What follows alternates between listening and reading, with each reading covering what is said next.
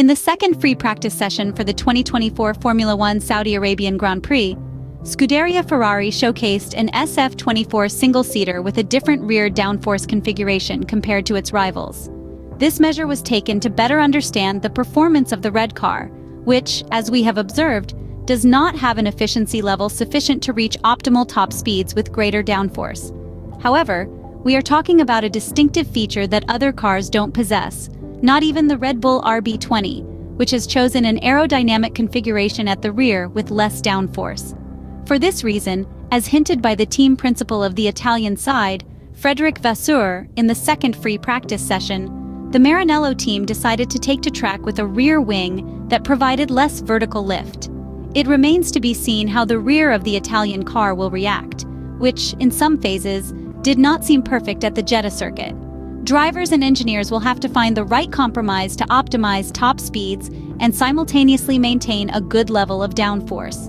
Shifting the focus to the data related to average speeds in corners, it can be seen that in slow corners, Ferrari, McLaren, Fernando Alonso, Lewis Hamilton, and Yuki Tsunoda are the best, with an average around 100 km/h. The red car, with Carlos Sainz certainly not in top condition due to some health issues which eventually forced him to miss out on the rest of the Jeddah weekend, still shows good mechanical grip through its vehicle. In fact, the Spaniard, in the fast lap, had a soft tire that had already completed 8 laps.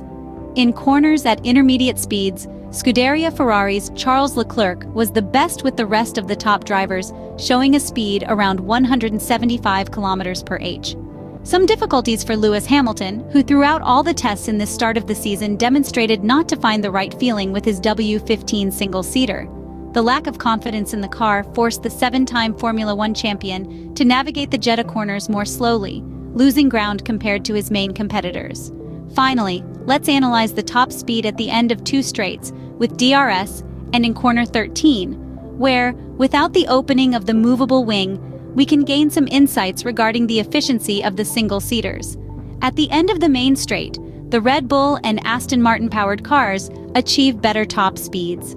Ferrari, with more rear downforce, obviously sacrifices something in terms of speed, hence the decision to change something, probably installing on the SF-24 the rear wing version tested in the first official shakedown of the season at the home circuit in Fiorano, just before the presentation of the new single-seater. In corner 27, values very similar to those just described are noticeable, with Ferrari approaching Red Bull and Aston Martin in comparisons. It records the best top speeds in this specific section. McLaren seems to be struggling, revealing a less efficient DRS compared to the competition and suffering in many high-speed sections at the end of the straight. Finally, looking at the last part of the top speed data, we notice that in terms of drag, Mercedes seems to have the least amount of drag in the lot. This is also thanks to a significantly lighter rear wing that the team decided to test in Saudi Arabia, and it seems has produced some instability on the rear of the W15. Lewis Hamilton in this instance reaches a speed about 8 km/h higher than his opponents. However, this benefit will need to be evaluated for the rest of the weekend, because the representatives of the German team have raised several criticisms about the rear of the gray and black car.